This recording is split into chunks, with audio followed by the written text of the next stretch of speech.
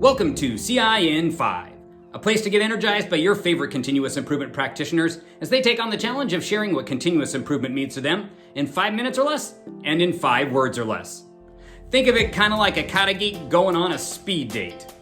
I know, right? This is gonna be good. Let's do this. Shelcy, Kamrud, thank you for joining me on CI in 5 today. Thanks for having me, Sam.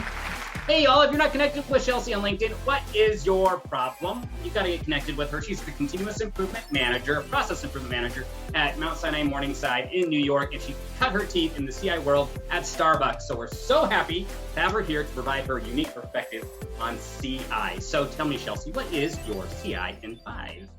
You know, Sam, my CI in 5 is a little better every day, is my catchphrase, I guess. I came up with 5 words, though, too, that I'd like to talk about to sort of explain that a little bit.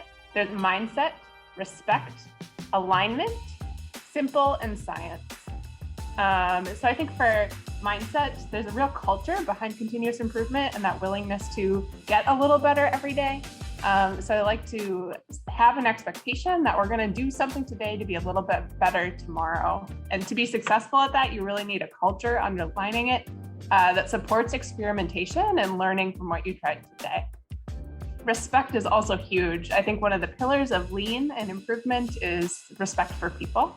It's really hard to improve a process from an office without being in the place where the work is done and leveraging the expertise of the people doing the work. So I think you can't have continuous improvement without demonstrating respect for the people doing the work. Alignment is also really important. It's hard to know what better means if you don't have a definition or somebody setting that vision of where we're trying to go. Every department in a hospital, for example, might be working on getting better at what they think is important, but you're not going to get those big wins or the bigger improvements if you're not aligned and going in the same direction. I had an experience with this myself at Starbucks, where one year we were really struggling to meet our financial targets at the end of our fiscal year. And one of the things Starbucks did that was really great was set a clear vision for the one thing that all store managers needed to work on. And that really made it possible for all of us to align our efforts and align our improvement work at achieving the company's goal. And ultimately, we were successful in a really short time because of that focus they provided.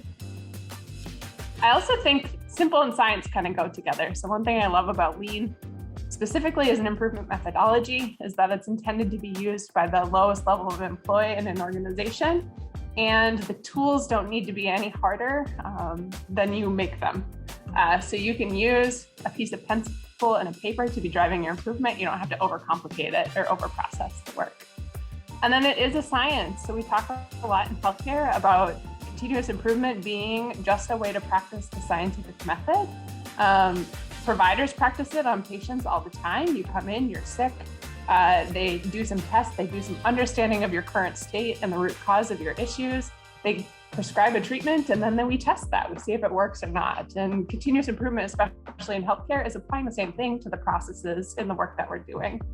I'm wondering for you, someone who's been doing continuous improvement for a bit, what kind of advice would you have for someone like myself who's new to the practice to help them grow in their continuous improvement practice themselves? I love the word practice, and one of the things you can do is practice on yourself, whether you want to save some money or lose some weight or maybe get a little better at running. Whatever that true north or biggest goal that you have is a place for you to practice the tools and apply the science to your own life. I also, I think I spend a lot of time coaching myself. I think it's easy to get overwhelmed with how many tools there are. You can get really in the weeds of learning tools or techniques to improve. But the easiest thing to do is practice and keep it simple. So always grounding myself in, this is the science, I know what to do, I have a problem, where do I start? I always start with understanding my problem and my current state. I love it. That's the way to do it. Anybody can practice on themselves. They don't need an organization or a team. You can always run experiments on whatever your current condition is and whatever problem you have. I'm wondering for people who've been practicing for years in continuous improvement, or someone who's just kind of stuck in their practice of lean or process improvement, what kind of advice or encouragement do you give them to spark their practice up? I would definitely go practice somewhere that sparks joy for you.